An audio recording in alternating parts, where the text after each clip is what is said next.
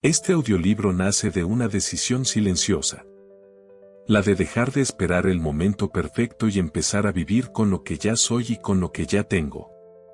El momento en que dejé de posponer mi vida es una reflexión honesta sobre el tiempo, las decisiones que evitamos y el costo invisible de seguir aplazándonos.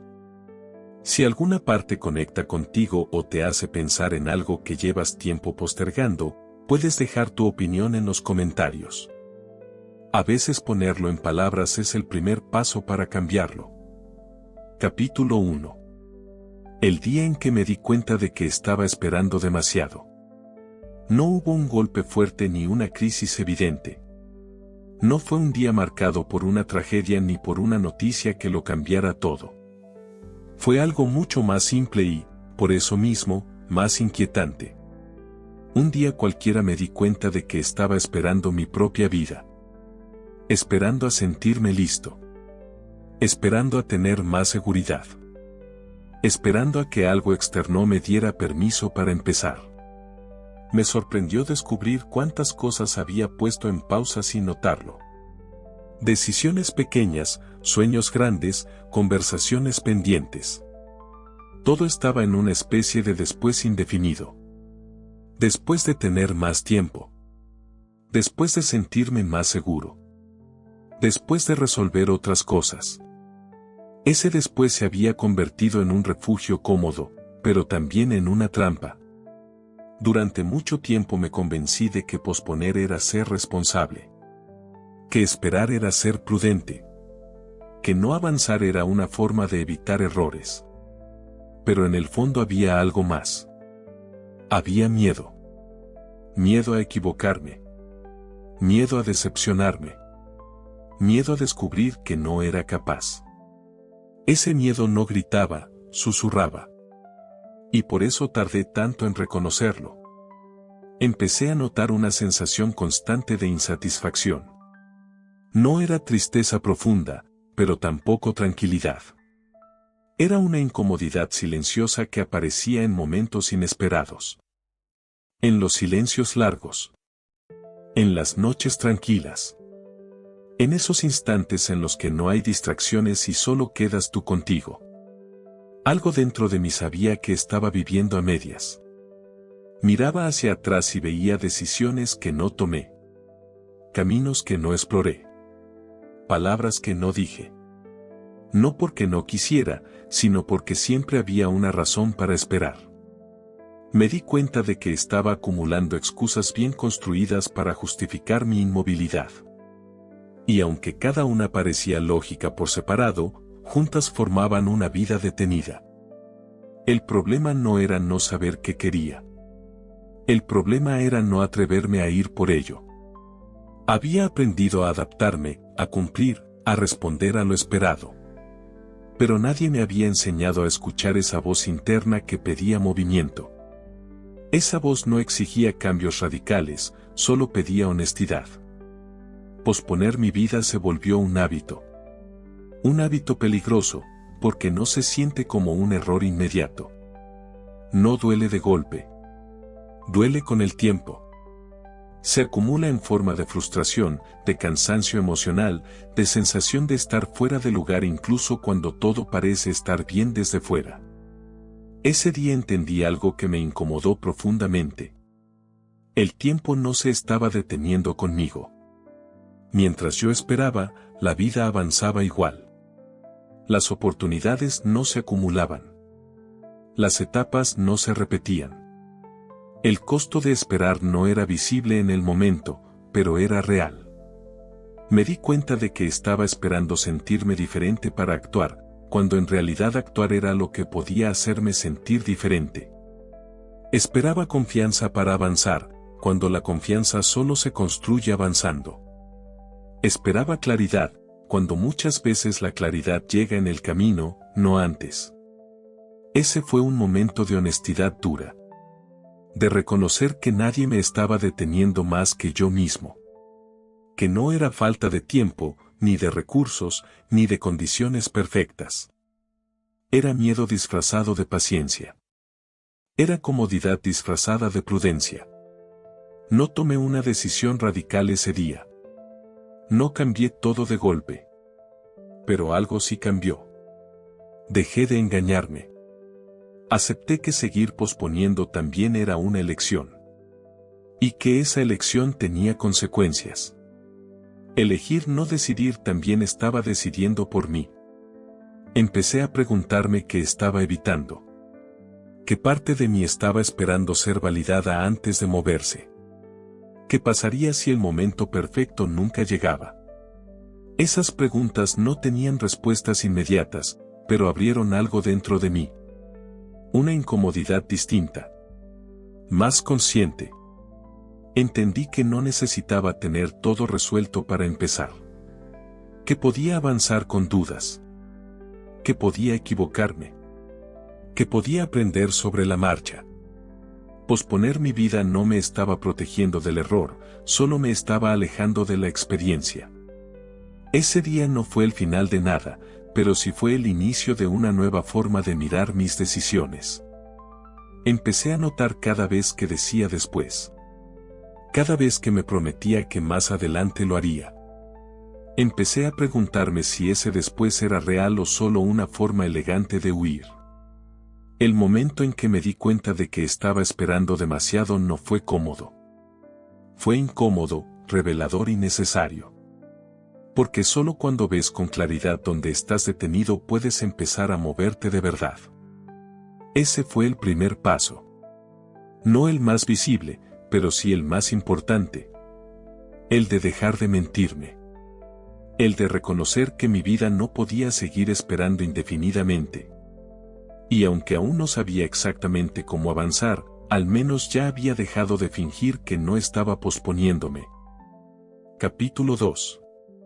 La comodidad que también desgasta.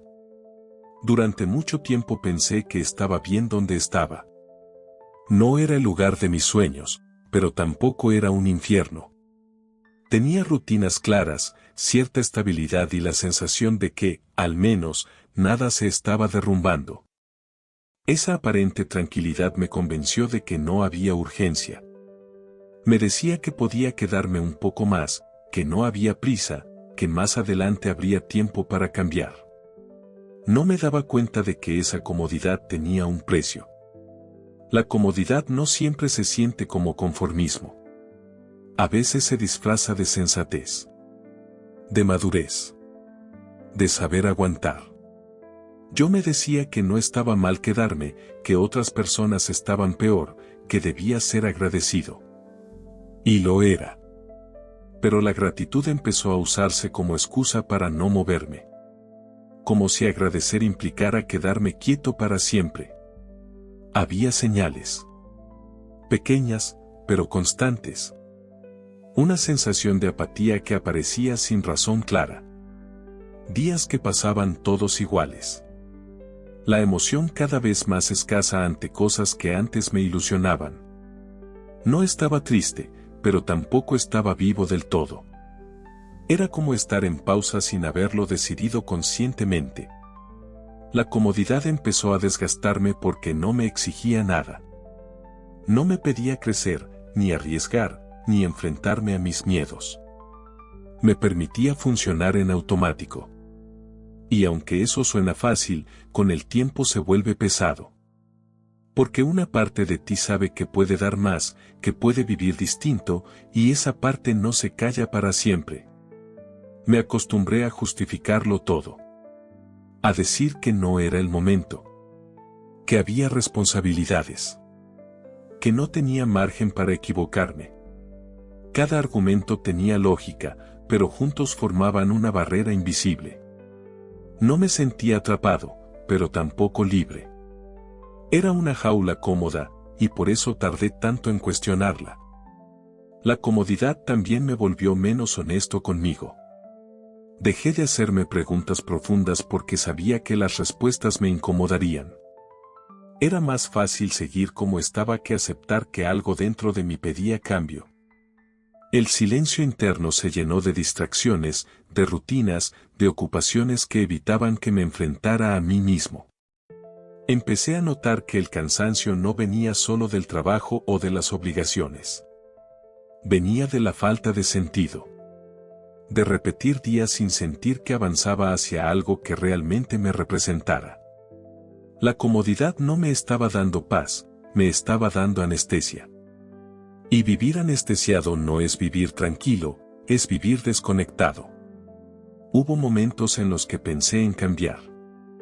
Ideas que aparecían de repente. Ganas de hacer algo distinto. Pero enseguida llegaba la voz que decía, luego. Más adelante. Cuando estés más seguro. Esa voz no era agresiva. Era suave, razonable.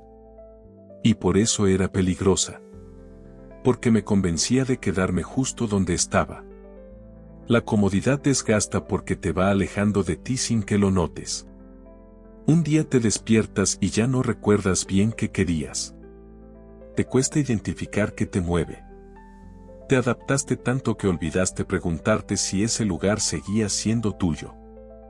Yo estaba cumpliendo, pero no estaba eligiendo. También entendí que la comodidad se vuelve un refugio para el miedo. Mientras todo es conocido, el miedo se siente controlado. No hay sorpresas. No hay riesgos grandes. Pero tampoco hay crecimiento real. Y aunque al principio eso tranquiliza, con el tiempo empieza a asfixiar. No fue una revelación repentina. Fue un proceso. Empezar a notar que algo no encajaba. Que el costo de quedarme ya no era menor que el miedo a moverme. Que seguir así también tenía consecuencias. Y esas consecuencias empezaban a pesar más que la incertidumbre del cambio. Aceptar que la comodidad me estaba desgastando fue incómodo. Porque implicaba reconocer que yo estaba eligiendo quedarme. Nadie me obligaba. Nadie me retenía. Era una elección diaria, aunque no la viera como tal. Esa toma de conciencia fue dura, pero necesaria. Me di cuenta de que no todo lo cómodo es bueno. Y no todo lo incómodo es malo. Algunas incomodidades son señales de crecimiento. Algunas molestias internas no piden que huyas, piden que escuches. Yo había estado ignorando esas señales demasiado tiempo. La comodidad me había dado estabilidad, sí. Pero también me había quitado impulso. Me había vuelto más prudente de lo necesario, más cauteloso de lo sano. Había confundido estabilidad con estancamiento y no lo había querido ver. Ese capítulo de mi vida no fue inútil. Me enseñó cosas. Me sostuvo mientras lo necesité. Pero también entendí que no podía quedarme ahí para siempre sin perder algo esencial. No todo lo que es cómodo es sostenible a largo plazo. Reconocer que la comodidad también desgasta fue un paso importante. Porque me permitió dejar de idealizarla. De verla como el objetivo final. Entendí que la comodidad puede ser una etapa, pero no un destino. Ese entendimiento no me hizo cambiar de inmediato, pero sí me hizo mirar distinto. Empecé a notar cuando me estaba quedando solo por costumbre. Cuando decía que estaba bien, pero en el fondo sabía que no era verdad.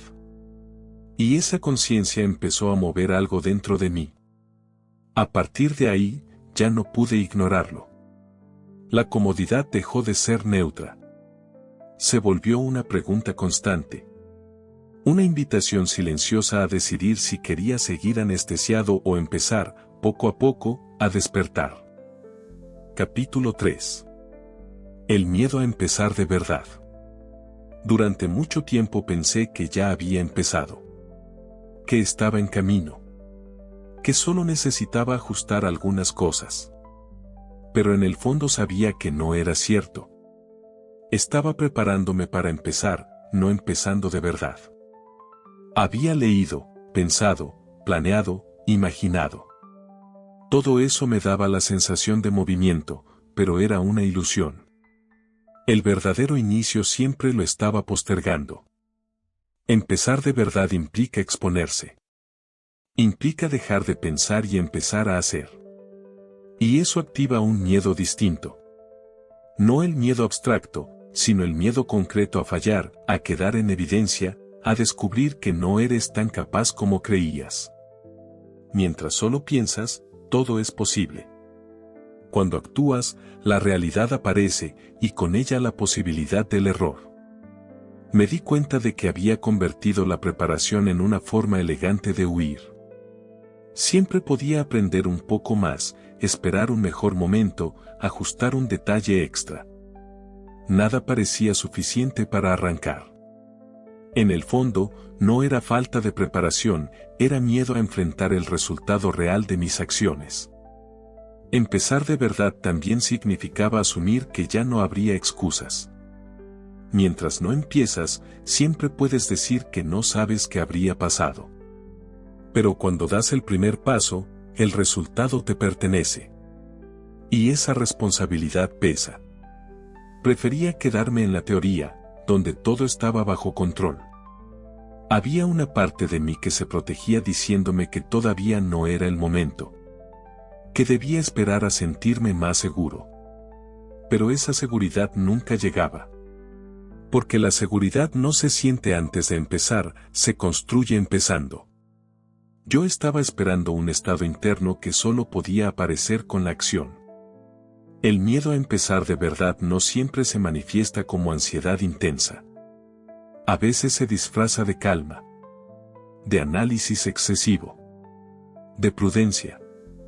Yo parecía tranquilo, pero en realidad estaba congelado. Evitaba el movimiento porque el movimiento implicaba pérdida de control. Empezar de verdad también significaba aceptar que el inicio casi nunca es como lo imaginas. No es limpio, no es claro, no es inspirador todos los días. Es torpe, confuso, lleno de ajustes. Yo idealizaba tanto el comienzo que cualquier realidad me parecía insuficiente. Eso me hacía retroceder antes de avanzar. Hubo un momento en el que entendí que nadie iba a venir a decirme ahora. No habría una señal perfecta, ni un empujón externo. Si quería empezar, tenía que hacerlo incluso con miedo. Incluso con dudas. Incluso sin garantías. Esa idea me incomodó, pero también me devolvió poder. El miedo a empezar de verdad estaba ligado al miedo a definirme. Mientras no empiezas, no te expones, no te muestras. No tienes que sostener una identidad clara. Empezar implica decir esto es lo que estoy intentando. Y eso te hace vulnerable. Te abre a la opinión, al juicio, a la comparación. Me di cuenta de que muchas veces decía que no empezaba por falta de tiempo. Pero el tiempo siempre estaba. Lo que no estaba era la decisión. Empezar de verdad requiere priorizar. Quitarle espacio a otras cosas. Y eso implica renuncias. No solo a tiempo, también a comodidades y a distracciones. También entendí que empezar no es un evento, es un proceso. No hay un solo día mágico. Hay muchos pequeños comienzos. Decisiones diarias que confirman que sigues en movimiento. Yo estaba esperando un inicio épico, cuando lo que necesitaba era constancia. El miedo a empezar de verdad se alimentaba de la comparación. Miraba a otros que parecían ir más avanzados y pensaba que yo llegaba tarde. Eso me paralizaba aún más. No entendía que cada proceso tiene su propio ritmo y que compararme solo me alejaba de mi propio punto de partida. Empezar de verdad fue aceptar que iba a hacerlo mal al principio. Que iba a dudar. Que iba a equivocarme. Que no tendría todas las respuestas. Esa aceptación fue liberadora. Porque dejó de exigir perfección antes del primer paso. Hubo una decisión interna. Silenciosa, pero firme. Dejar de prepararme para empezar y empezar, aunque no me sintiera listo. Ese cambio no eliminó el miedo, pero lo puso en su lugar. Ya no era una excusa, era una compañía incómoda. Cuando empecé de verdad, no sentí euforia. Sentí incomodidad. Sentí incertidumbre. Pero también sentí algo nuevo.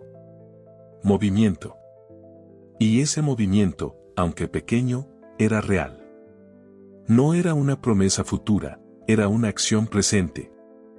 El miedo a empezar de verdad no desapareció del todo. Pero dejó de ser el dueño de mis decisiones. Entendí que esperar a no tener miedo es una forma segura de no empezar nunca. Y yo ya había esperado demasiado. Empezar de verdad fue aceptar que el camino se hace andando. Que la claridad llega caminando. Que la confianza se construye avanzando. Y que el peor riesgo no era fallar, sino seguir posponiendo mi propia vida. Capítulo 4. Cuando el cansancio no es físico. Hubo un momento en el que me di cuenta de que no estaba cansado del cuerpo, estaba cansado por dentro. Dormía, cumplía con mis obligaciones, hacía lo que se suponía que debía hacer, y aún así sentía un agotamiento constante. No era falta de energía, era falta de sentido. Algo no encajaba, aunque desde fuera todo pareciera normal. Ese cansancio no se quita con descanso. No desaparece con vacaciones ni con dormir más horas. Es un cansancio que se instala cuando llevas demasiado tiempo viviendo en automático, cumpliendo expectativas que no son del todo tuyas, sosteniendo decisiones que ya no te representan. Yo seguía funcionando, pero cada vez con menos presencia. Al principio lo confundí con pereza. Me hablaba mal por no tener ganas, por sentirme apagado, por no estar motivado. Pensaba que debía exigirme más, empujarme más fuerte. No entendía que el problema no era la falta de voluntad, sino el desgaste emocional acumulado por vivir desconectado de lo que realmente quería. Ese cansancio aparecía en los momentos de quietud. Cuando no había ruido, cuando no había distracciones. Era una sensación de vacío leve pero persistente. Como si algo importante estuviera siendo ignorado. Yo intentaba llenarlo con ocupaciones, con más tareas, con más actividad. Pero cuanto más hacía, más cansado me sentía. Me di cuenta de que estaba agotado de sostener una vida que no terminaba de elegirse. De cumplir sin cuestionar. De adaptarme sin preguntar. De posponer lo que me importaba. Ese tipo de cansancio no se ve, pero pesa. Y pesa cada día un poco más. El cansancio emocional también me volvió irritable. Cosas pequeñas me molestaban más de lo normal. Perdí paciencia. Me costaba disfrutar. No entendía por qué, hasta que empecé a observarme con más honestidad. No estaba fallando, estaba saturado. Hubo una resistencia interna a aceptar esto. Porque aceptar que estás cansado por dentro implica admitir que algo necesita cambiar. Y cambiar asusta. Es más fácil pensar que es solo una mala racha, que ya pasará. Yo intenté convencerme de eso durante mucho tiempo. Pero el cansancio seguía ahí. Como una señal constante. No gritaba, pero no se iba. Me obligó a parar y a preguntarme qué estaba sosteniendo que ya no podía cargar. ¿Qué decisiones seguía manteniendo solo por inercia? ¿Qué partes de mí estaba dejando de escuchar? Entendí que estaba cansado de no avanzar. De sentir que los días se repetían sin dirección. De cumplir metas que no me llenaban. Ese cansancio era una consecuencia directa de haber pospuesto demasiado tiempo mis propias necesidades. También entendí que el cansancio emocional no se resuelve haciendo más, sino haciendo distinto. Cambiando el enfoque. Revisando prioridades. Dándome permiso para cuestionar lo que antes daba por hecho. Ese permiso fue el inicio de algo nuevo. Cuando dejé de atacarme por estar cansado, pude escuchar lo que ese cansancio me estaba diciendo. Me estaba pidiendo coherencia. Me estaba pidiendo honestidad. Me estaba pidiendo que dejara de forzarme a encajar en una vida que ya no sentía como mía. No fue una solución inmediata. No desperté al día siguiente lleno de energía. Pero algo cambió. Dejé de ignorar la señal. Empecé a tratar ese cansancio no como un enemigo, sino como un mensaje. Y eso cambió la relación conmigo mismo. Aprendí que descansar no siempre es detenerse. A veces es cambiar de dirección. A veces es soltar lo que no corresponde. A veces es decir basta a lo que te está vaciando. Ese tipo de descanso es más profundo que cualquier pausa. El cansancio no físico me obligó a revisar mi vida con más atención. A dejar de normalizar el desgaste. A entender que no todo cansancio es normal y que ignorarlo solo lo vuelve crónico. Hoy sé que ese cansancio fue una advertencia. No una debilidad. Una invitación a vivir con más intención. A elegir con más conciencia. A dejar de posponer lo que realmente importa. Cuando el cansancio no es físico, no pide dormir más. Pide escucharte. Pide coherencia. Pide cambio. Y aunque al principio asusta, atenderlo es uno de los actos más honestos que puedes hacer contigo mismo. Capítulo 5. El miedo a cambiar aunque duela quedarse. Cambiar siempre me dio más miedo que seguir igual, incluso cuando seguir igual dolía. Había una seguridad extraña en lo conocido, aunque fuera incómodo. Sabía cómo moverme ahí, qué esperar, qué evitar. El cambio, en cambio, era un territorio sin mapa. Y eso me paralizaba. Me repetía que no era el momento. Que necesitaba estar más preparado. Que después sería mejor.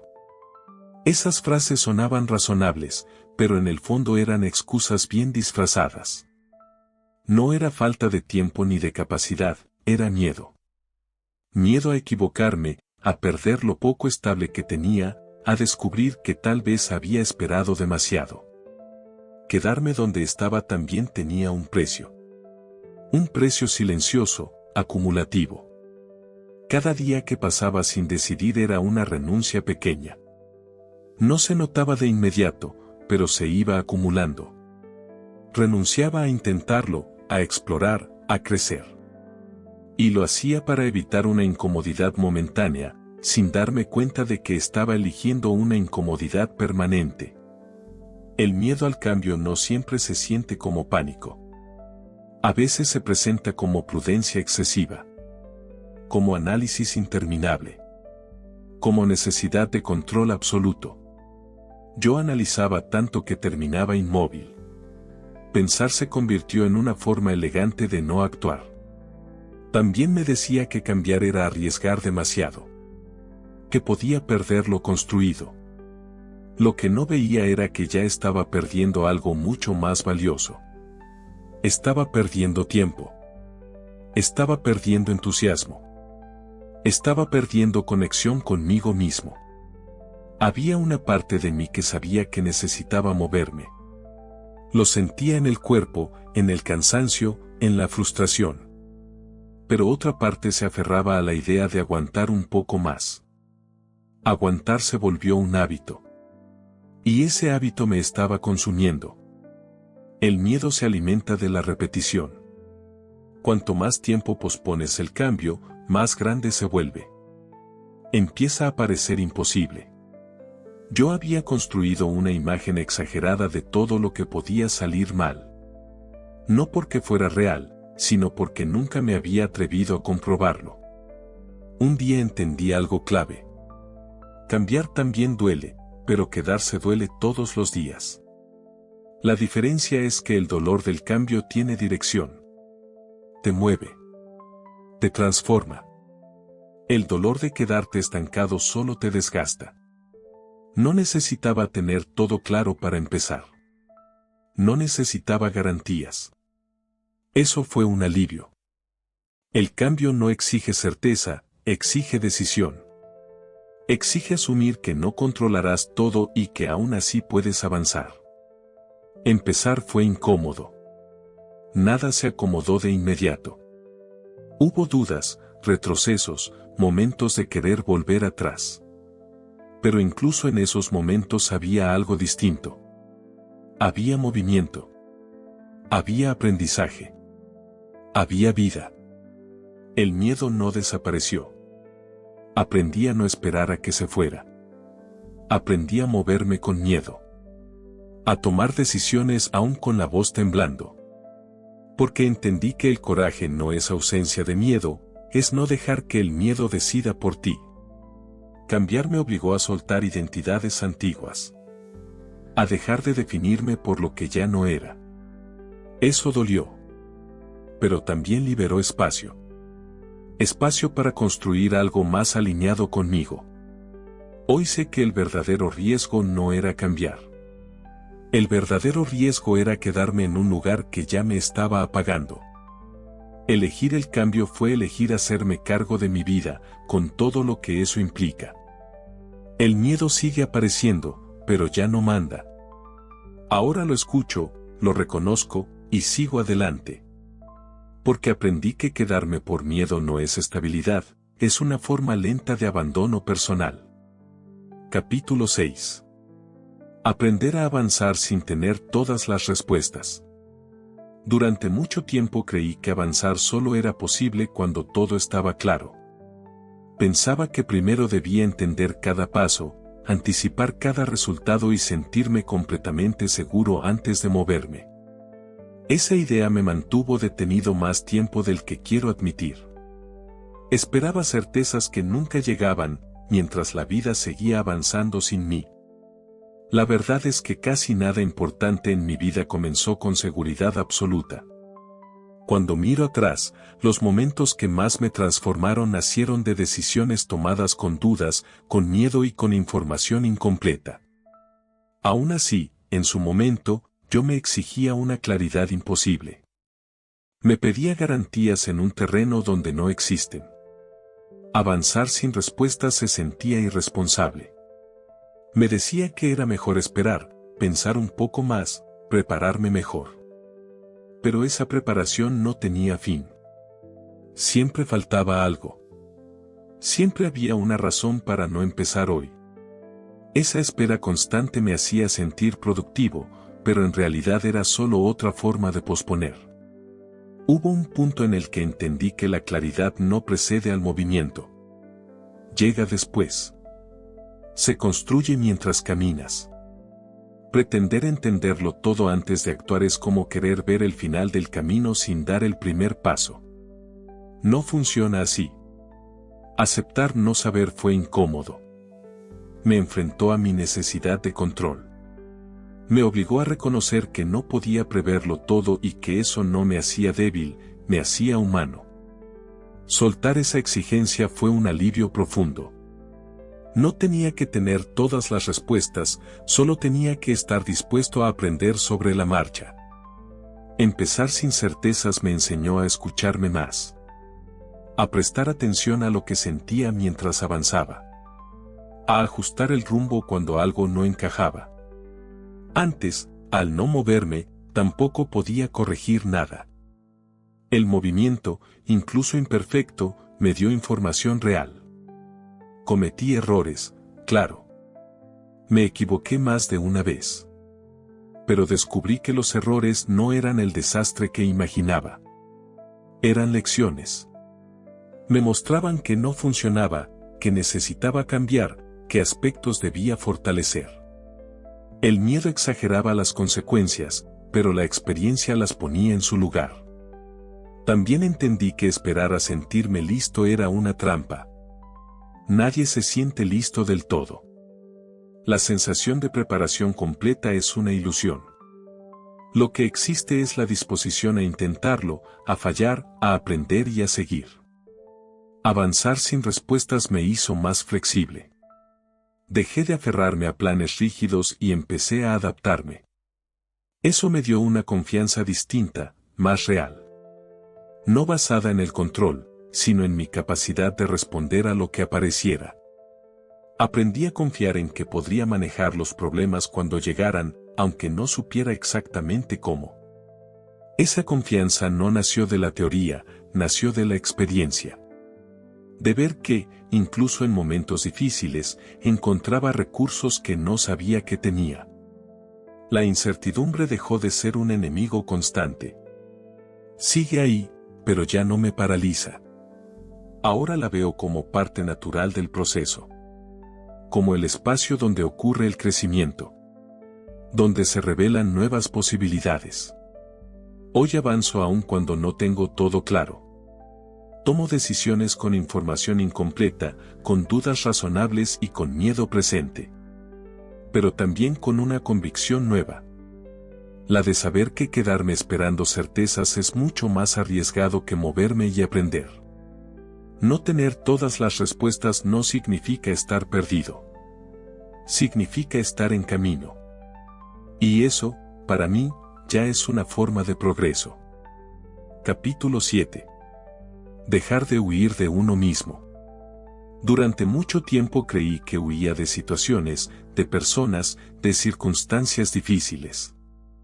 Me decía que solo estaba evitando problemas, que era una forma de cuidarme. Con el tiempo entendí algo incómodo. No estaba huyendo del mundo. Estaba huyendo de mí. Me mantenía ocupado para no escucharme. Llenaba los días de ruido, de distracciones, de rutinas que no me exigían pensar demasiado. Cuando el silencio aparecía, también lo hacía una incomodidad profunda. Era la voz interna recordándome todo lo que estaba evitando. Mis miedos, mis decisiones pendientes, mis deseos no asumidos. Huir de uno mismo es sutil. No siempre se nota. A veces se disfraza de productividad, de responsabilidad, de sacrificio. Yo cumplía con todo, pero me faltaba algo esencial. No estaba presente en mi propia vida.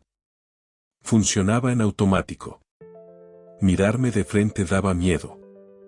Porque implicaba reconocer lo que no me gustaba, aceptar errores, admitir que había tomado caminos que no me representaban.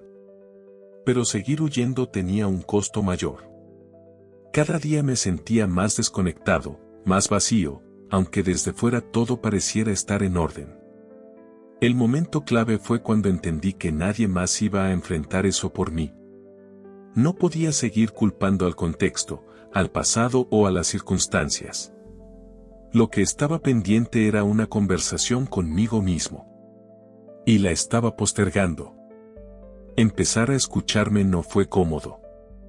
Aparecieron emociones que había guardado durante años. Frustración, tristeza, enojo. Pero también apareció claridad. Por primera vez empecé a entender por qué me sentía como me sentía. No era debilidad. Era consecuencia. Dejar de huir significó aceptar mi responsabilidad sin castigarme. Reconocer dónde estaba parado sin juzgarme con dureza.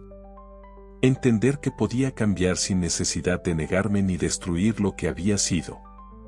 Cuando dejé de escapar, empecé a tomar decisiones más honestas.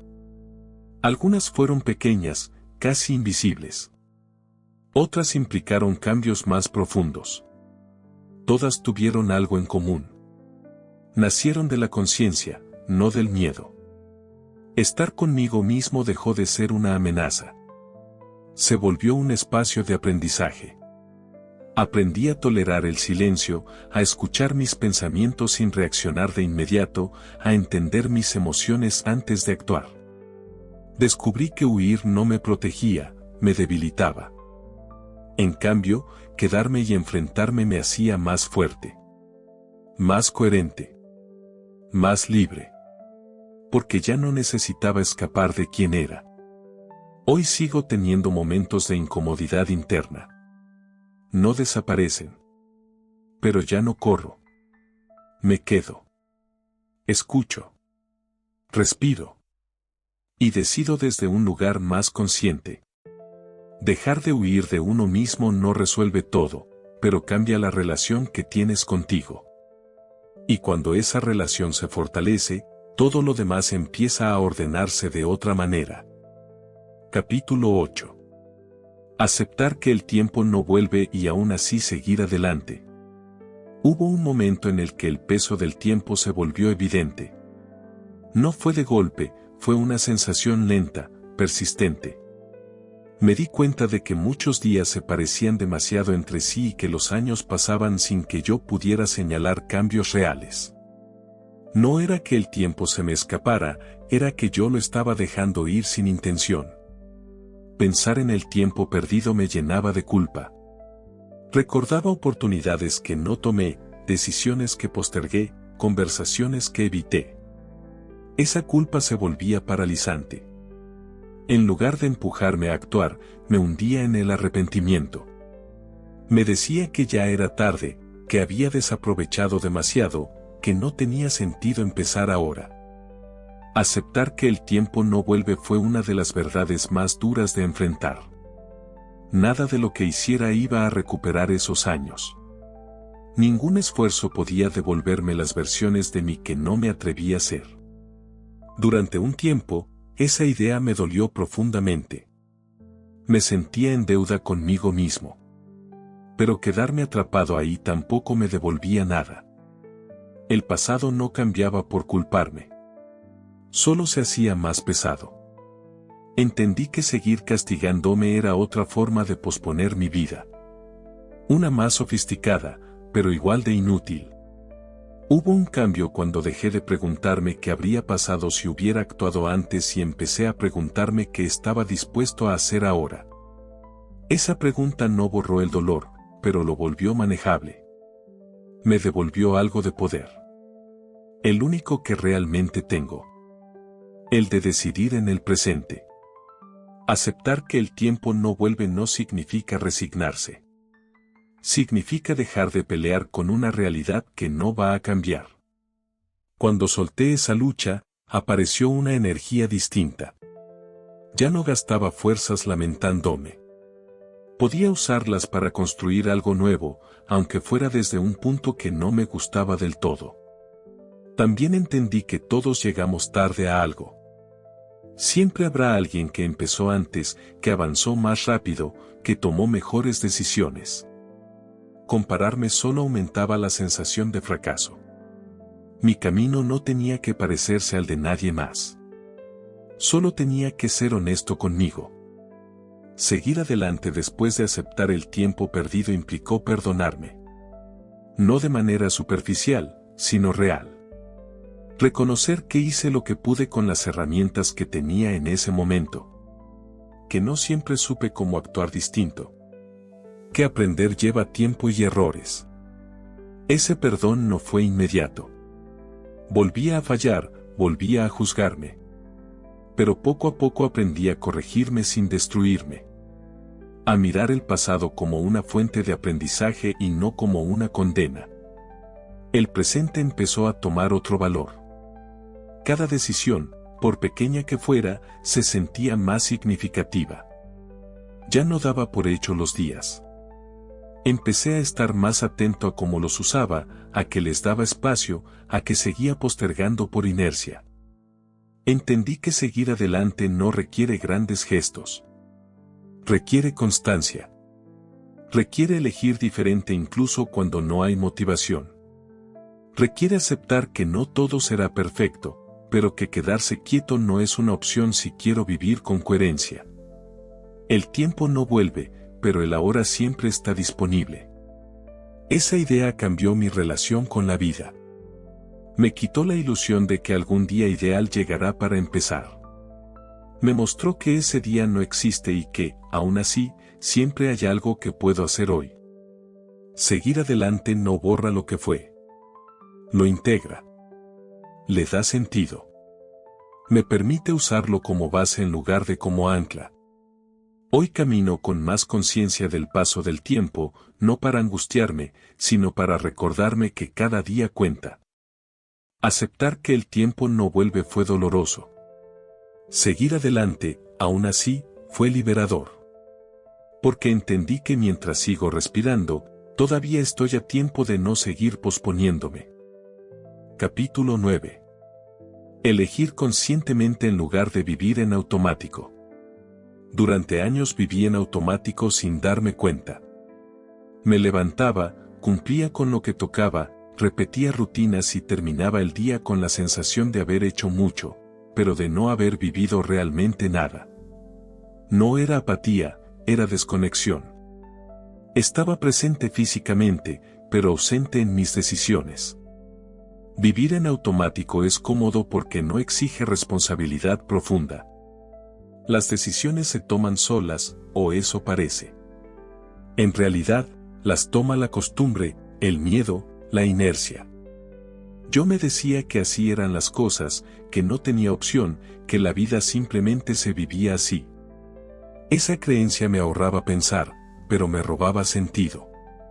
Un día me di cuenta de que muchas de las cosas que llenaban mis días no las había elegido conscientemente. Las había aceptado. Algunas por presión, otras por miedo a cambiar, otras porque siempre habían estado ahí.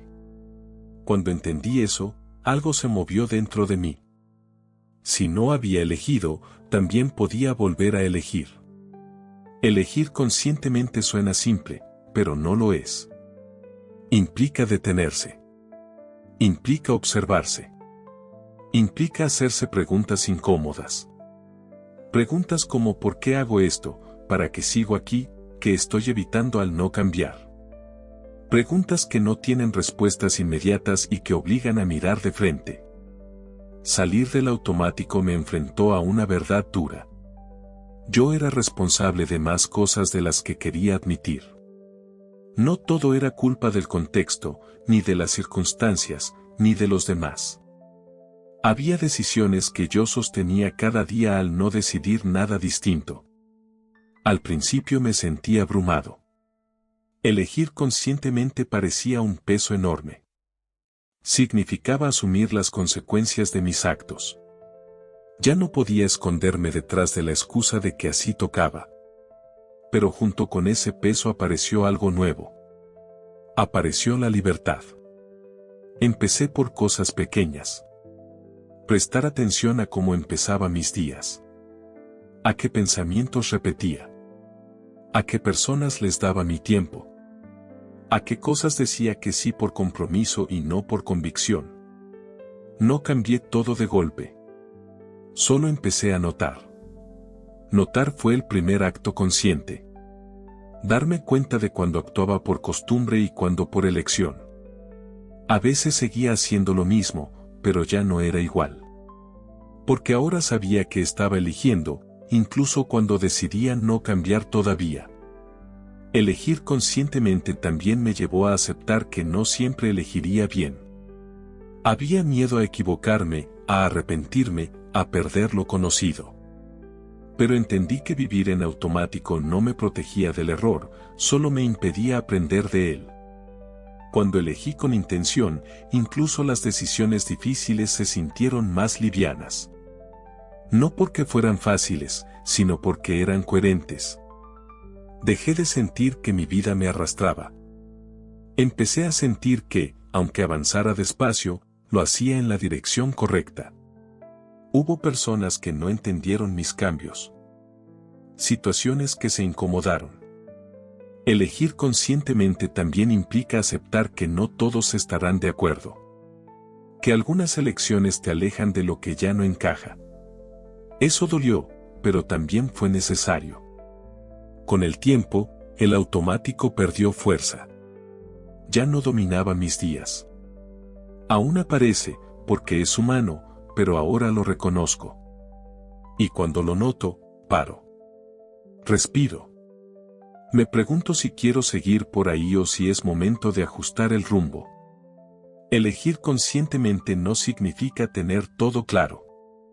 Significa estar presente. Significa vivir con atención. Significa dejar de delegar tu vida a la inercia. Hoy sé que cada día está lleno de pequeñas elecciones que, acumuladas, construyen la vida que llevamos. Salir del automático no transformó mi vida de un día para otro, pero cambió mi relación con ella. Dejé de sentirme un espectador. Empecé a sentirme parte. Y esa diferencia lo cambia todo. Capítulo 10. Hacerse cargo sin castigarse. Durante mucho tiempo confundí responsabilidad con culpa. Creía que hacerme cargo de mi vida implicaba señalarme todo lo que había hecho mal, recordarme mis errores y cargar con ellos como una forma de expiación. Pensaba que si no me castigaba, estaba evadiendo mi responsabilidad. Esa idea me mantuvo atrapado en un ciclo de exigencia constante y desgaste interno. Hacerme cargo, para mí, significaba reconocer fallas sin piedad. Revivir decisiones equivocadas una y otra vez. Usar el pasado como un arma contra mí mismo. No veía que eso no me hacía más responsable, me hacía más rígido y más duro. Me paralizaba en lugar de impulsarme a cambiar. Hubo un punto en el que entendí que la culpa no repara nada. No corrige. No construye. Solo consume energía que podría usar para mejorar. Hacerme cargo no era flagelarme, era asumir mi parte con honestidad y actuar distinto a partir de ahí. Aceptar mi responsabilidad implicó dejar de buscar culpables externos, pero también dejar de tratarme como el enemigo. Fue un equilibrio difícil.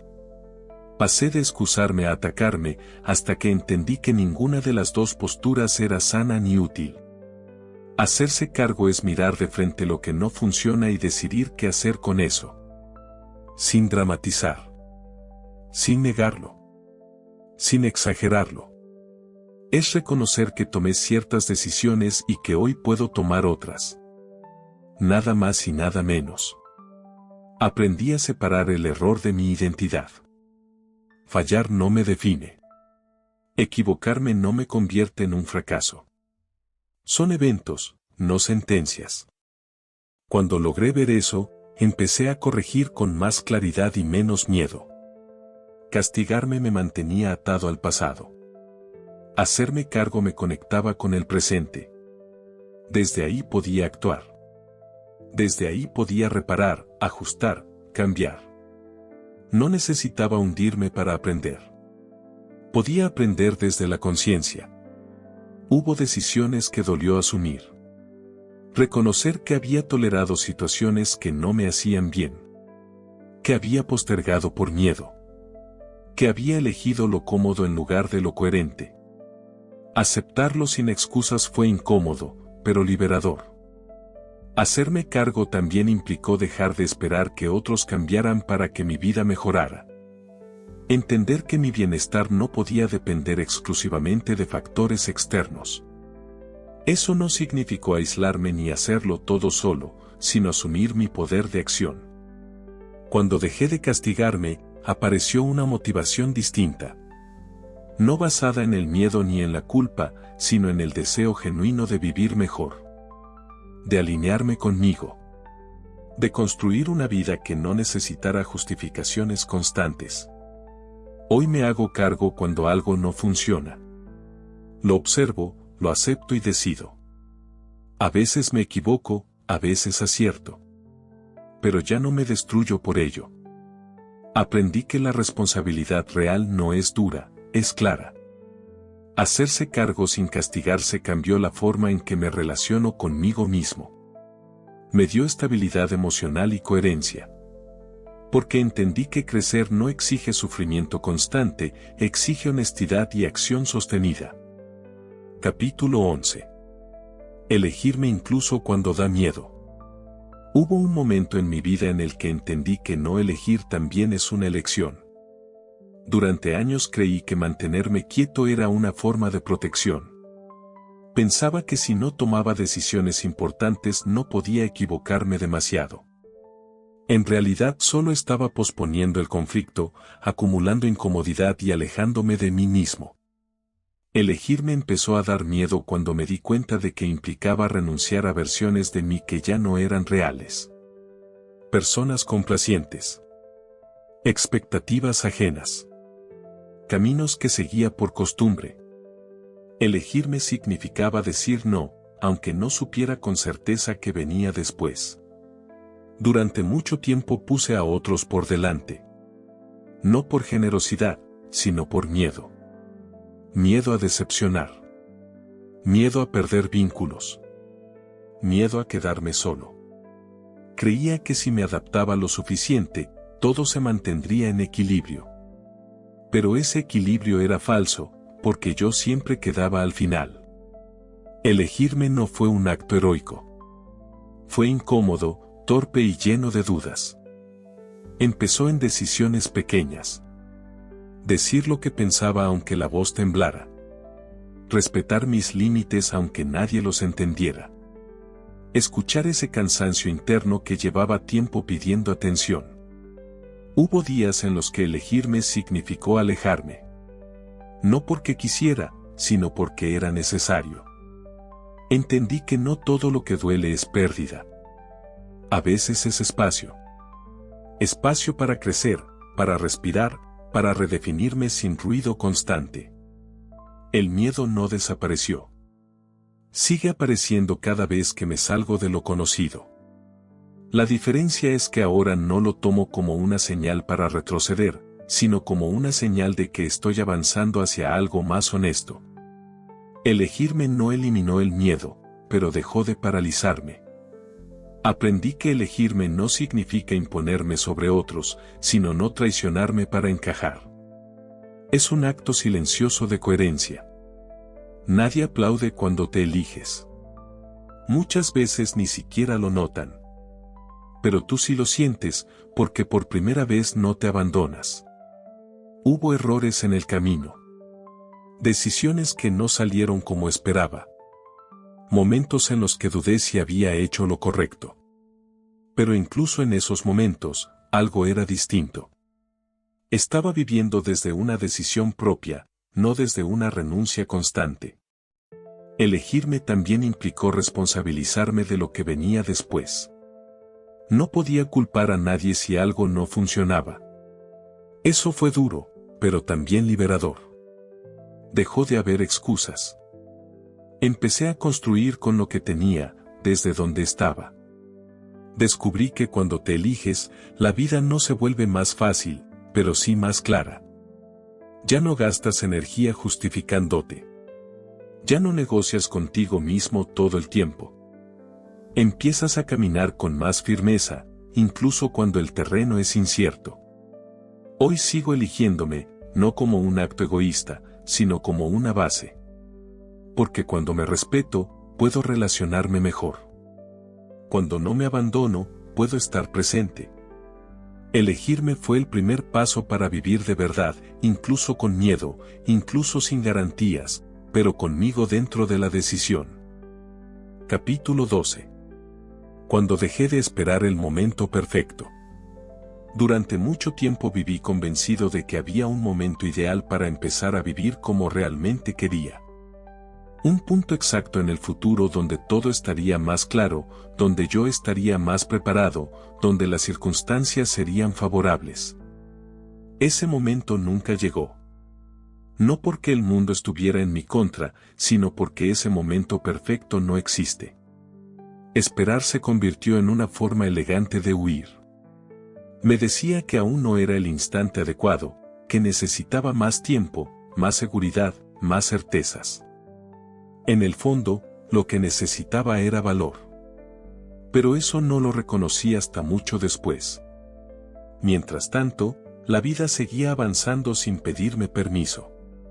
El problema de posponer no es solo lo que retrasas, sino lo que pierdes mientras tanto. Pierdes energía, pierdes ilusión, pierdes conexión contigo mismo. Cada día que pasa esperando una señal externa es un día en el que refuerzas la idea de que no eres suficiente tal y como estás ahora. Un día entendí que nadie iba a venir a darme la señal definitiva. Nadie iba a decirme ahora sí, este es tu momento. La responsabilidad era mía, y eso fue incómodo de aceptar. Porque cuando asumes esa verdad, ya no hay excusas que te protejan. Dejar de esperar el momento perfecto no significó lanzarme sin pensar. Significó aceptar que la claridad aparece en movimiento, no antes. Que muchas respuestas solo llegan cuando te atreves a dar el primer paso, aunque no veas todo el camino. Empecé a actuar con dudas. Con miedo. Con inseguridad. Y aún así, avancé. No porque me sintiera preparado, sino porque entendí que la preparación absoluta es una ilusión. Siempre habrá algo que falte. Siempre habrá una razón para retrasar un poco más. Hubo errores, claro. Decisiones que no dieron el resultado esperado. momentos en los que pensé que tal vez había sido un error no haber esperado más. Pero incluso en esos momentos aprendí algo esencial. Estaba viviendo desde la acción, no desde la parálisis. Estaba acumulando experiencia real, no solo pensamientos. Dejar de esperar también implicó soltar la fantasía de que todo tenía que salir bien para validar mis decisiones. Empecé a aceptar que equivocarme no me invalidaba, que fallar no significaba retroceder, sino ajustar. Eso me quitó un peso enorme de encima. Comprendí que el momento perfecto es una construcción mental que usamos para no enfrentar el presente. Porque el presente exige compromiso. Exige responsabilidad. Exige asumir que no controlamos todos los resultados. Y eso asusta más que quedarse quieto. Cuando dejé de esperar, empecé a escucharme de verdad. Ya no buscaba tantas opiniones externas. Ya no necesitaba aprobación constante. Empecé a confiar más en mi criterio, incluso cuando no era popular, incluso cuando no era cómodo. La vida no se ordenó mágicamente. No se volvió más fácil de un día para otro. Pero se volvió más mía. Cada decisión, incluso las imperfectas, me acercaba un poco más a quien quería ser. Ya no sentía que estaba en pausa, esperando que algo empezara. Dejar de esperar el momento perfecto fue aceptar que la vida ocurre ahora, con lo que hay. Con las dudas, con las limitaciones, con las imperfecciones. Fue entender que el tiempo no se detiene para que te sientas listo. Hoy sigo tomando decisiones sin garantías. Sigo sintiendo miedo antes de algunos pasos importantes. La diferencia es que ya no uso ese miedo como excusa para quedarme inmóvil. Lo uso como señal de que estoy saliendo de lo conocido. El día que dejé de esperar, empecé a vivir con más presencia. No porque todo estuviera claro, sino porque dejé de posponerme a mí mismo. Y eso, aunque no fue perfecto, fue real. Capítulo 13. Cuando entendí que nadie vendría a rescatarme. Durante mucho tiempo esperé, aunque no lo admitiera en voz alta. Esperé a que algo cambiara, a que alguien apareciera, a que una oportunidad externa me sacara del lugar en el que estaba. No era una espera consciente, era más bien una sensación constante de que mi vida estaba incompleta y de que faltaba una pieza que aún no había llegado. Vivía con la idea de que, cuando las condiciones fueran mejores, entonces sí daría el paso. Cuando tuviera más tiempo, más dinero, más claridad. En el fondo, estaba delegando mi responsabilidad. Estaba esperando un rescate que nunca había sido prometido. La realidad me golpeó de forma silenciosa. Nadie iba a venir. Nadie iba a tomar decisiones por mí. Nadie iba a cargar con mis miedos ni con mis dudas. Ese día no fue dramático ni espectacular. Fue incómodo. Fue una mezcla de decepción y alivio al mismo tiempo. Decepción, porque aceptar que nadie vendría implica soltar la fantasía de que la vida te debe algo. Alivio, porque en el momento en que entendí eso, también entendí que el control siempre había estado en mis manos, aunque yo no lo estuviera usando. Esperar a ser rescatado es una forma de rendición disfrazada. Te mantiene quieto, pero te permite justificarte.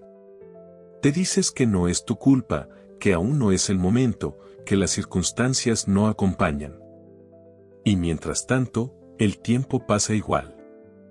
Aceptar que nadie vendría fue aceptar que yo era el único responsable de moverme. De equivocarme. De insistir. De volver a intentarlo.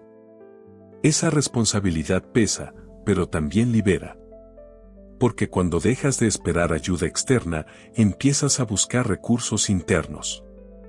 Comencé a observar cuántas veces había usado la espera como excusa. Cuántas decisiones había pospuesto porque en el fondo quería que alguien más las validara. Me di cuenta de que muchas de mis dudas no venían de la falta de capacidad, sino del miedo a asumir las consecuencias. Nadie venir a rescatarte significa que no hay garantías. Que no hay red de seguridad perfecta. Que cada paso que das es tuyo y que el resultado, bueno o malo, también lo será. Eso asusta, pero también te devuelve la dignidad de elegir. Empecé a actuar desde otro lugar. No desde la urgencia, sino desde la honestidad. Dejé de preguntarme quién podía ayudarme y empecé a preguntarme qué podía hacer yo hoy, con lo que tenía. No mañana. No cuando todo estuviera listo. Hoy. Eso cambió mi relación con el esfuerzo. Ya no esperaba motivación para empezar. Empecé aunque no tuviera ganas. Porque entendí que la motivación aparece después de la acción, no antes. Nadie iba a empujarme. Tenía que hacerlo yo. También cambió mi forma de ver a los demás. Dejé de compararme tanto. Dejé de esperar aprobación constante. Empecé a respetar mis propios tiempos y decisiones. No porque fueran perfectas, sino porque eran mías. Aceptar que nadie vendría no me volvió frío ni individualista. Al contrario. Me hizo más consciente de la ayuda que sí existe, pero que solo aparece cuando tú ya estás en movimiento. Cuando muestras compromiso contigo mismo, el entorno responde de otra manera. Ese día dejé de sentirme víctima de las circunstancias.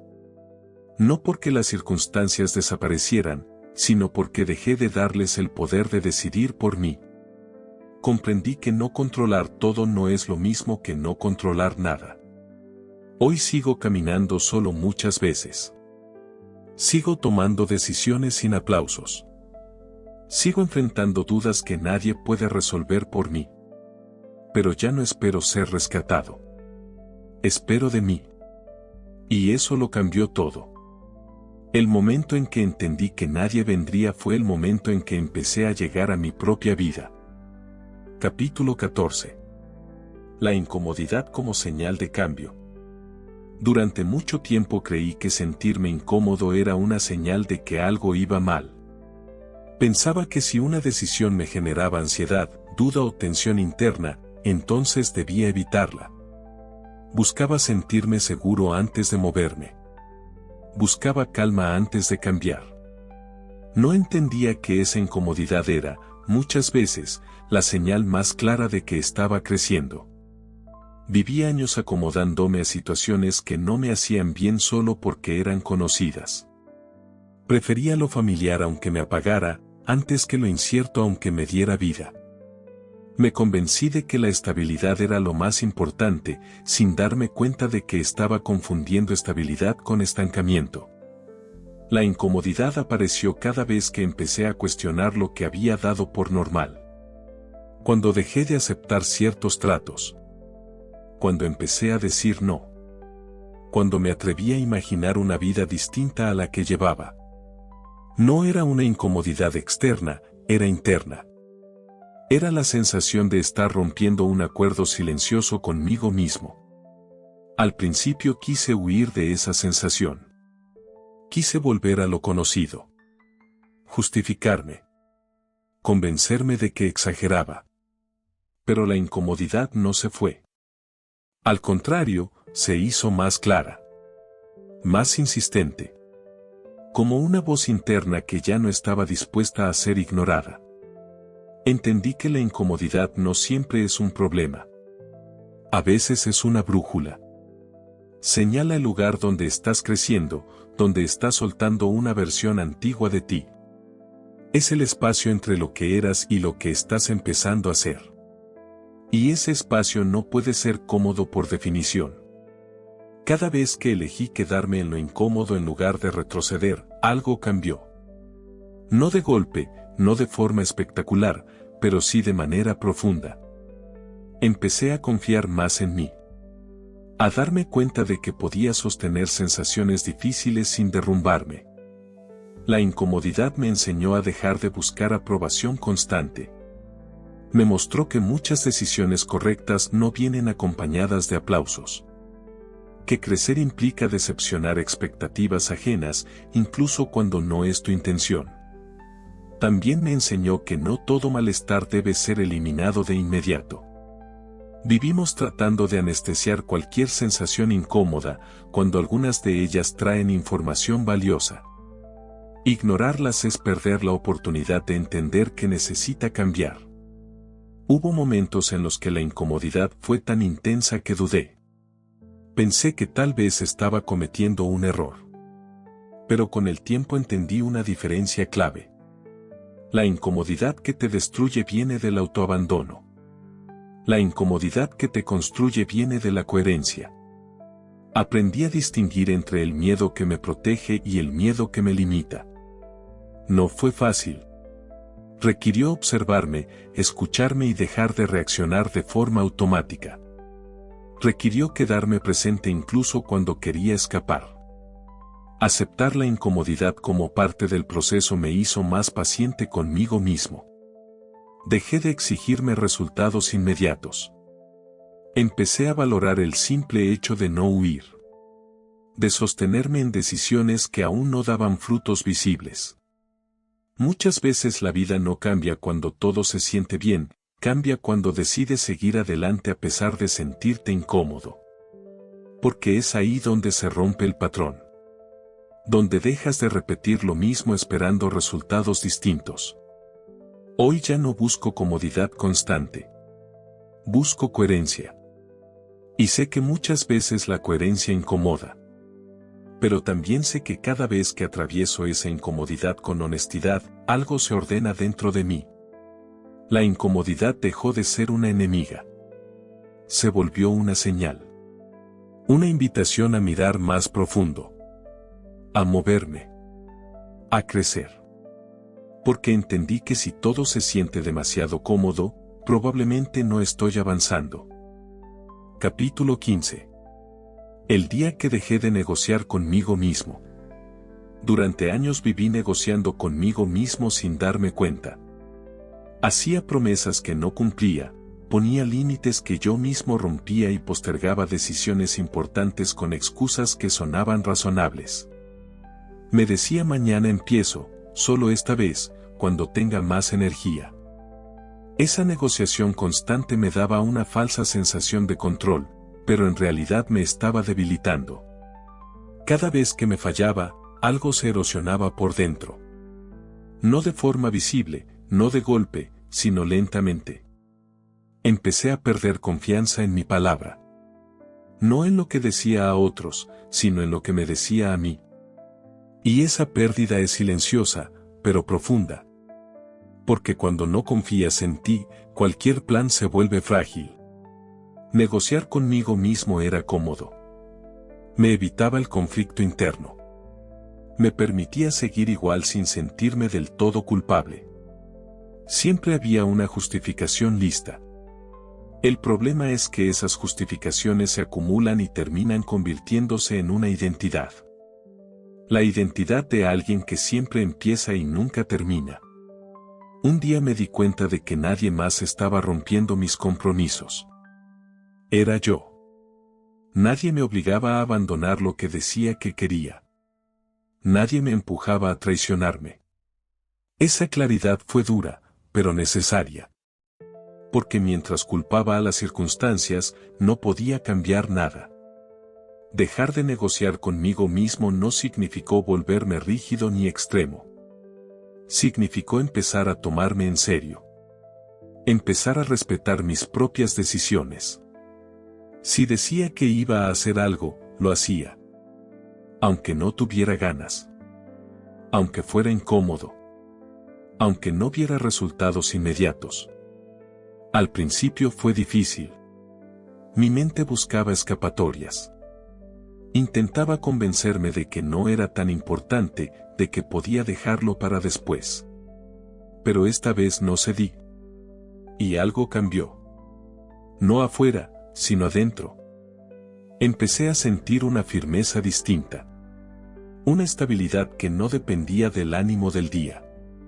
Cada pequeña acción cumplida reforzaba algo nuevo. Confianza. Autorrespeto. Coherencia.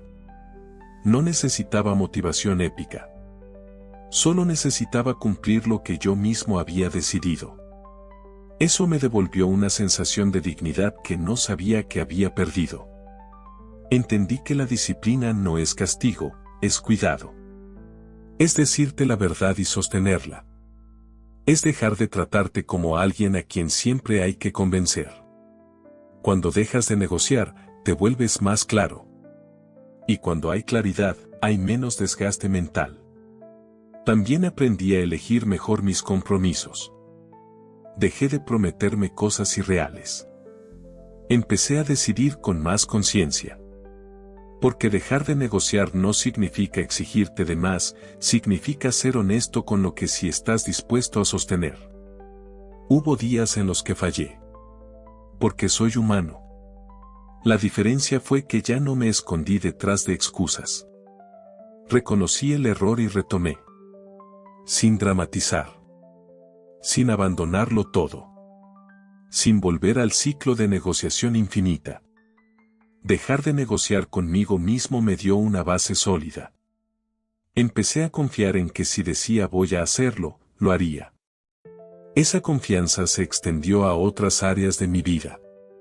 Tomé decisiones con más firmeza. Dejé de dudar tanto.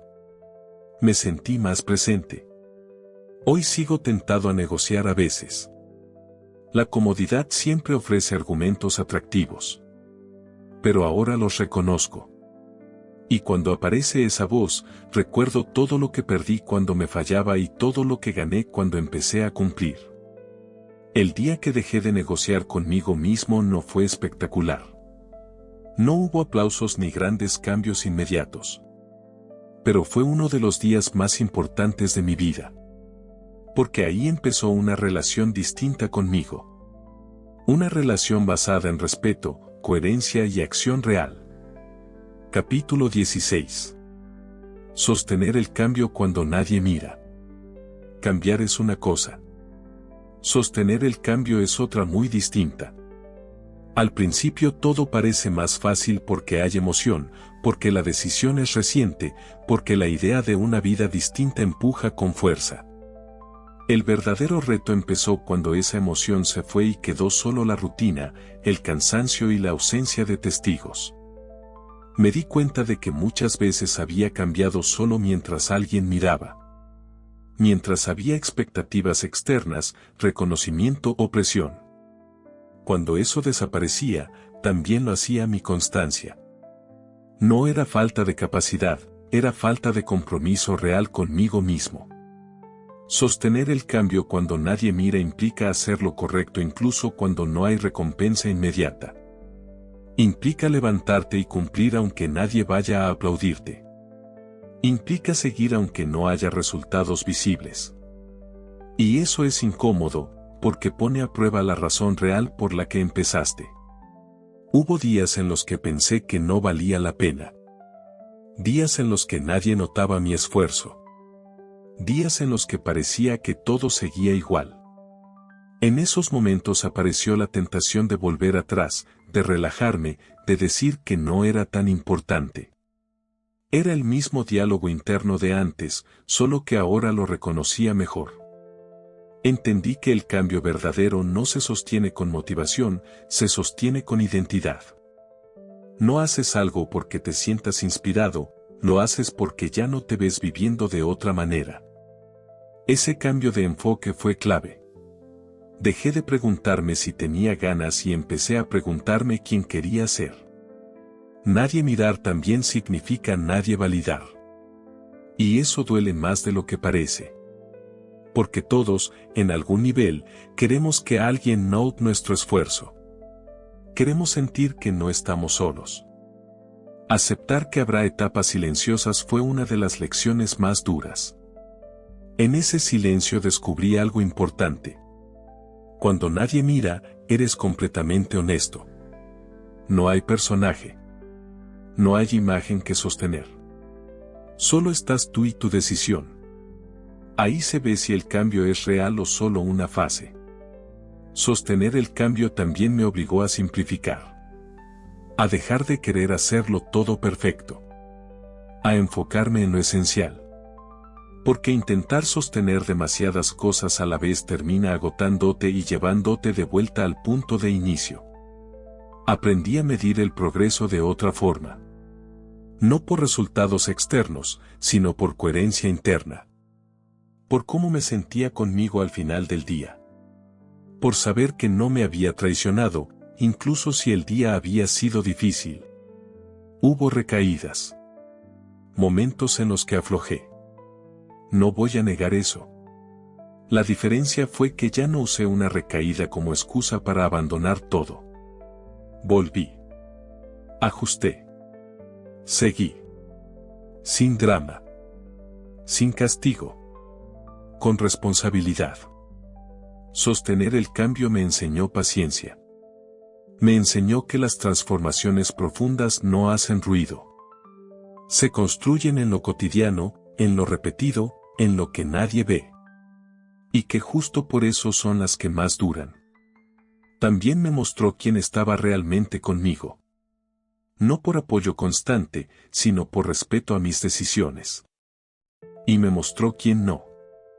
Eso dolió, pero fue parte del proceso. No todos pueden acompañarte cuando cambias, y eso está bien.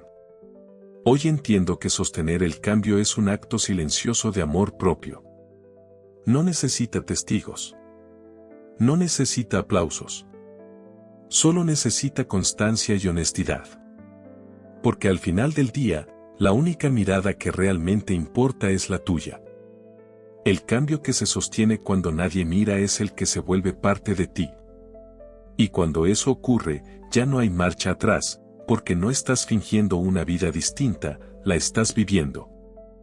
Capítulo 17. Aprender a caminar sin necesidad de aprobación. Durante mucho tiempo creí que mis decisiones necesitaban ser validadas para ser correctas. Buscaba señales externas, opiniones ajenas, gestos de aprobación que me indicaran que iba por buen camino. Si no los encontraba, dudaba. Si alguien cuestionaba lo que hacía, me frenaba. Vivía pendiente de miradas que no siempre estaban y de voces que no siempre entendían mi proceso. La necesidad de aprobación no era evidente. No pedía permiso de forma explícita, pero ajustaba mis decisiones para no incomodar. Cambiaba mis planes para encajar. Silenciaba ideas para evitar conflictos. Me decía que era prudencia, pero en el fondo era miedo a no ser aceptado. Caminar sin aprobación empezó a doler cuando dejé de explicar tanto mis decisiones. Cuando entendí que no todo lo que hago necesita ser comprendido por los demás. Al principio sentí culpa. Como si estuviera fallando a alguien. Como si elegir mi camino fuera una traición. Esa sensación fue intensa, pero también reveladora. Me di cuenta de que muchas veces esperaba aprobación para sentirme seguro. No confiaba del todo en mi criterio. Delegaba esa confianza en otros. Y cuando no llegaba, me paralizaba. Era una forma sutil de abandono personal. Aprender a caminar sin aprobación implicó fortalecer mi relación conmigo mismo. Preguntarme si yo estaba de acuerdo con mis decisiones. Si eran coherentes con lo que sentía y pensaba. Si podía sostenerlas incluso cuando alguien más las cuestionara. Hubo personas que se incomodaron con mis cambios.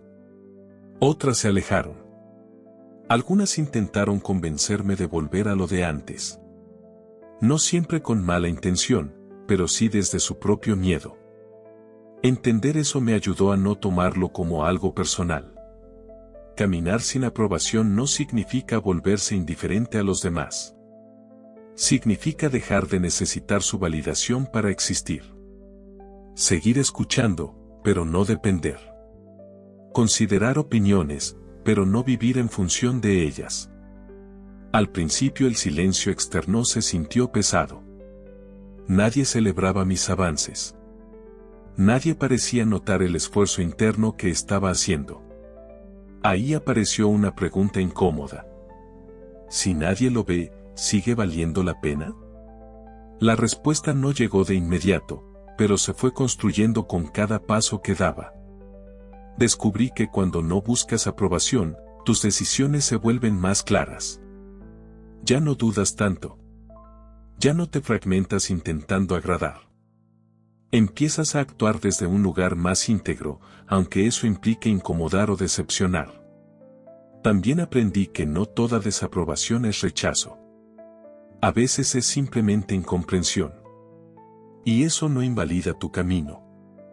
Cada persona ve el mundo desde sus propias limitaciones y experiencias. Pretender que todos entiendan tu proceso es una carga innecesaria. Caminar sin aprobación me dio una libertad nueva. No inmediata, pero profunda. Dejé de justificarme tanto. Dejé de explicar cada movimiento. Empecé a confiar más en mis tiempos, en mis decisiones, en mis silencios. Hubo momentos de duda. No voy a negarlo. Preguntas que regresaban, inseguridades que aparecían. Pero ahora las enfrentaba desde dentro, no buscando respuestas afuera. Eso marcó una diferencia enorme. Entendí que la aprobación más importante es la que te das cuando actúas con coherencia. Cuando al final del día puedes mirarte sin reproches. Cuando sabes que, aunque fue difícil, no te traicionaste. Caminar sin aprobación no me aisló. Me acercó a relaciones más honestas. A personas que no necesitan entenderlo todo para respetar. Que no exigen versiones cómodas de mí para quedarse. Hoy sigo caminando sin garantías externas. Sin aplausos constantes. Sin validaciones permanentes. Pero con algo que antes no tenía. Paz interna. La tranquilidad de saber que el camino que sigo es mío, incluso cuando nadie lo celebra. Aprender a caminar sin aprobación fue aprender a confiar. Y esa confianza, construida paso a paso, se convirtió en una de las bases más sólidas de mi vida. Capítulo 18. El día que dejé de esperar el momento perfecto. Durante años viví convencido de que todavía no era el momento. Siempre faltaba algo. Más tiempo, más seguridad, más dinero, más claridad. Me repetía que estaba siendo responsable, que esperar era una forma de madurez. Pero con el tiempo entendí que no estaba esperando el momento perfecto, estaba escondiéndome del miedo. El momento perfecto se convirtió en una excusa elegante. Sonaba razonable. Nadie podía reprocharme que quisiera estar mejor preparado. Así pasaban los días, los meses, los años. Y yo seguía en el mismo punto, acumulando planes que nunca se convertían en acción. Un día me di cuenta de algo incómodo. El momento perfecto no llegaba porque no existe.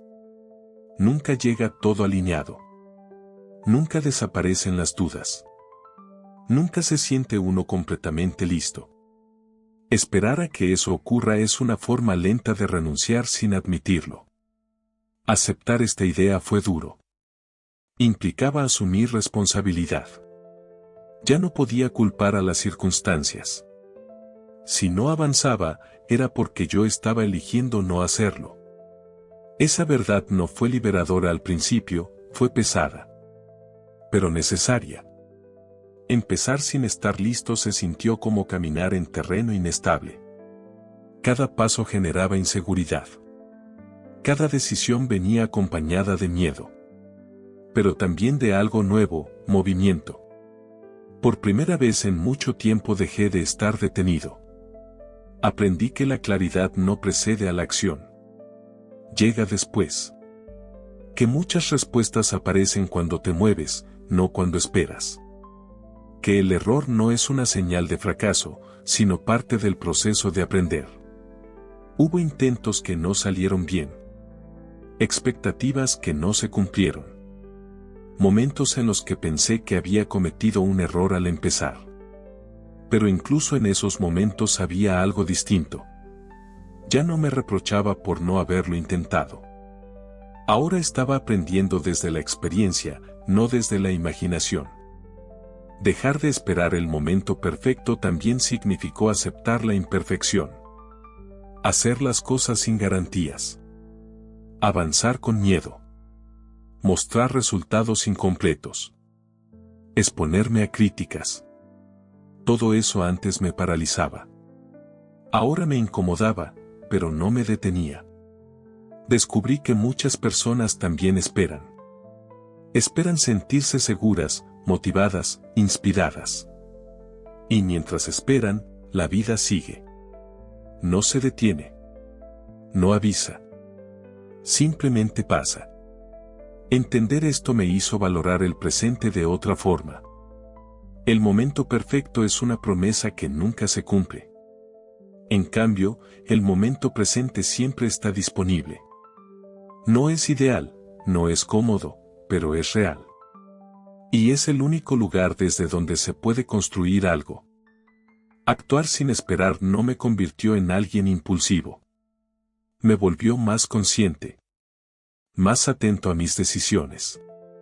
Más conectado con lo que estaba haciendo. Cuando dejas de postergar, cada acción pesa más. Y eso te obliga a estar presente. También entendí que postergar es una forma de miedo al juicio. Miedo a fallar, a equivocarse, a quedar expuesto. Esperar parece más seguro. Pero a largo plazo, el costo es alto. Te acostumbras a no avanzar. A vivir en promesas internas que nunca se cumplen. El día que dejé de esperar el momento perfecto no fue un día heroico. No hubo una revelación espectacular. Fue una decisión silenciosa. Una conversación interna honesta. Un empiezo igual dicho con temor, pero también con determinación. Desde entonces sigo empezando sin garantías. Sigo avanzando con dudas. Pero ya no me engaño esperando condiciones ideales. Prefiero el progreso imperfecto al estancamiento cómodo. Hoy sé que el momento perfecto es una ilusión que te mantiene quieto. Y que la vida no premia a quien espera indefinidamente, sino a quien se atreve a dar el primer paso, incluso cuando no se siente preparado. Dejar de esperar fue uno de los actos más importantes de mi vida. Porque en ese momento dejé de posponer no solo mis planes, sino mi propia existencia. Y entendí que vivir no empieza cuando todo está listo, empieza cuando decides moverte. Capítulo 19. Cuando entendí que nadie vendría a rescatarme. Durante mucho tiempo viví con una expectativa silenciosa. No era consciente de ella, pero estaba ahí. En el fondo esperaba que algo ocurriera, que alguien apareciera, que una oportunidad inesperada cambiara mi situación. No sabía exactamente qué ni quién, pero confiaba en que en algún momento llegaría ese rescate invisible que haría todo más fácil. Esa idea me acompañó más años de los que me gustaría admitir. Se disfrazaba de paciencia, de fe, de esperanza.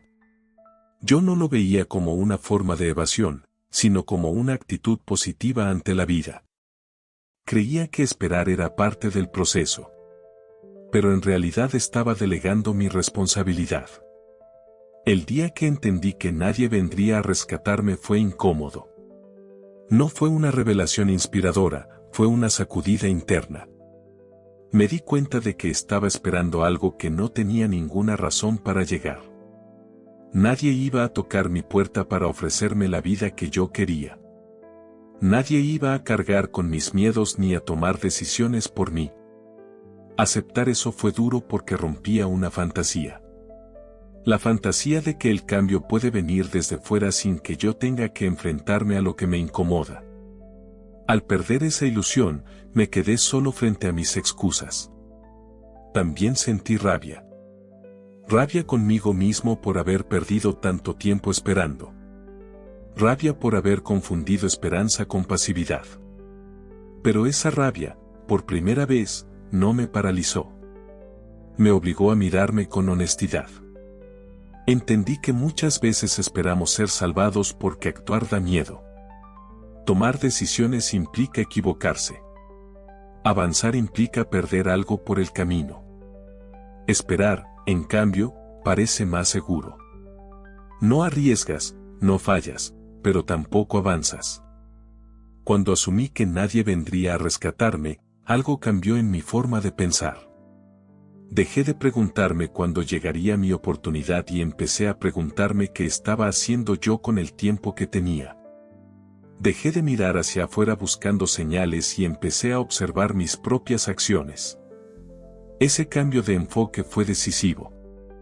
Ya no podía justificar mi inmovilidad con la falta de apoyo, de recursos o de suerte. Todo eso podía influir, sí, pero no determinaba mis decisiones. Lo que hacía o dejaba de hacer era responsabilidad mía. También comprendí que esperar ser rescatado es una forma de infantilizarse. Es confiar en que alguien más se hará cargo. Madurar, en cambio, es aceptar que la vida no te debe nada y que el peso de tus elecciones recae sobre ti. Eso no significa hacerlo todo solo ni rechazar ayuda. Significa no depender de que otros hagan el trabajo que te corresponde. Significa dejar de posponer decisiones esperando una validación externa que quizá nunca llegue. Al asumir esto, apareció el miedo. Un miedo más real que antes. Porque ya no había a quien culpar. Si fallaba, era mío. Si no avanzaba, también. Pero junto a ese miedo apareció algo nuevo, una sensación de control que nunca había tenido. Por primera vez sentí que mi vida estaba en mis manos. No de forma romántica ni perfecta, sino concreta. Cada pequeño paso, cada elección diaria, sumaba o restaba. Ya no podía esconderme detrás de la espera. Empecé a actuar con más intención. No porque tuviera más confianza, sino porque entendí que la confianza no llega antes de actuar, llega después. Me permití empezar sin garantías, sabiendo que nadie iba a venir a arreglarlo si salía mal. También cambiaron mis expectativas. Dejé de esperar resultados inmediatos.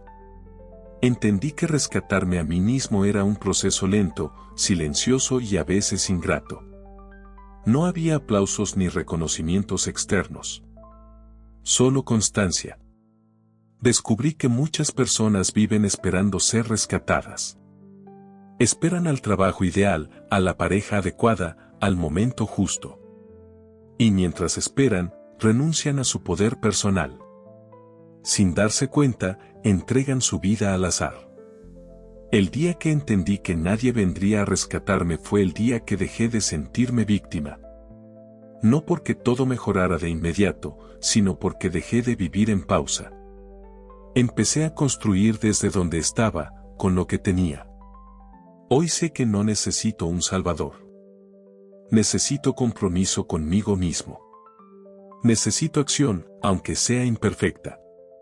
Necesito asumir que la responsabilidad es pesada, pero también liberadora. Nadie vino a rescatarme. Y fue lo mejor que pudo pasar. Porque en esa ausencia descubrí que la única persona capaz de cambiar mi vida era yo. Y que mientras espere que alguien más lo haga, seguiré exactamente en el mismo lugar. Capítulo 20. El día que dejé de negociar conmigo mismo. Durante años fui experto en negociar conmigo mismo. Siempre encontraba una forma elegante de posponer lo que sabía que tenía que hacer. No lo llamaba excusa, lo llamaba lógica. Me decía que no era el momento, que mañana estaría más preparado, que primero debía resolver otras cosas. Y así, día tras día, iba aplazando decisiones importantes sin sentir culpa. Esa negociación interna era sutil. No sonaba como una voz negativa, sonaba razonable. Me prometía que iba a empezar pronto, que solo necesitaba un poco más de tiempo. El problema es que ese tiempo nunca llegaba. Siempre aparecía algo más urgente, algo más cómodo, algo que justificara seguir igual. Un día me di cuenta de que esa negociación constante era la razón principal de mi estancamiento. No era la falta de talento, ni de oportunidades, ni siquiera de disciplina. Era esa costumbre de pactar conmigo mismo para evitar la incomodidad. Me di cuenta de que cada vez que negociaba, perdía un poco de respeto por mí. Porque cuando te prometes algo y no lo cumples, aunque sea en silencio, algo se rompe por dentro. Al principio es casi imperceptible, pero con el tiempo se acumula. Empiezas a no creerte. Empiezas a dudar de tu palabra. Y cuando no confías en ti, cualquier cambio se vuelve más difícil. El día que dejé de negociar conmigo mismo no fue un acto heroico. Fue una decisión cansada. Estaba agotado de escuchar mis propias promesas vacías. Me cansé de explicarme por qué no hacía lo que sabía que debía hacer. Me cansé de entenderme tanto que terminaba justificándolo todo. Ese día entendí algo clave. Cada negociación conmigo mismo siempre terminaba favoreciendo a mi versión más cómoda, no a la versión que quería crecer. Siempre ganaba el miedo, la pereza o la costumbre. Y yo lo permitía porque parecía inofensivo. Dejar de negociar no significó volverme rígido o cruel conmigo. Significó ser honesto. Si no iba a hacer algo, dejé de prometerlo. Y si me comprometía, empecé a cumplir, incluso cuando no tenía ganas. No perfecto, no siempre, pero mucho más consciente. Al principio fue incómodo. Porque ya no podía refugiarme en explicaciones largas. Tenía que elegir. O lo hacía o aceptaba que no estaba dispuesto. Y aceptar eso dolía más que la excusa. Me di cuenta de que la disciplina no nace de la fuerza, nace de la claridad. Cuando sabes exactamente qué vas a hacer y por qué, la negociación pierde sentido. El problema es cuando no quieres renunciar a la comodidad, pero tampoco quieres soltar el sueño. Entonces negocias para no perder ninguno y terminas perdiendo ambos. Dejar de negociar conmigo mismo también me mostró cuánto tiempo había desperdiciado. No en fracasos, sino en pausas innecesarias. En días en los que podría haber avanzado un poco, pero preferí convencerme de que no pasaba nada si no lo hacía. Algo cambió cuando empecé a actuar sin debate interno. No esperé motivación. No esperé sentirme listo. Empecé a moverme con lo que tenía. Y aunque el avance era lento, era real. Ya no estaba detenido por mis propias palabras. También cambió mi forma de verme. Empecé a recuperar confianza, no porque todo saliera bien, sino porque empecé a cumplir pequeños compromisos. Cosas simples, pero constantes. Y cada vez que cumplía, reforzaba la idea de que podía contar conmigo. Entendí que negociar conmigo mismo era una forma de autoengaño elegante. No era que no supiera qué hacer. Lo sabía. Solo no quería pagar el precio emocional que implicaba hacerlo. Y ese precio, con el tiempo, se volvió más alto que la incomodidad de actuar. Hoy sigo escuchando esa voz que intenta negociar. No desaparece. Pero ya no la dejo decidir. La escucho, la reconozco y sigo adelante. Porque aprendí que cada vez que cedo, refuerzo el hábito de postergar mi vida. El día que dejé de negociar conmigo mismo empecé a vivir con más coherencia. No perfecta, pero real. Dejé de hablar tanto conmigo y empecé a responder con hechos. Y entendí que el verdadero respeto propio no nace de lo que pienso, sino de lo que hago cuando nadie me está mirando.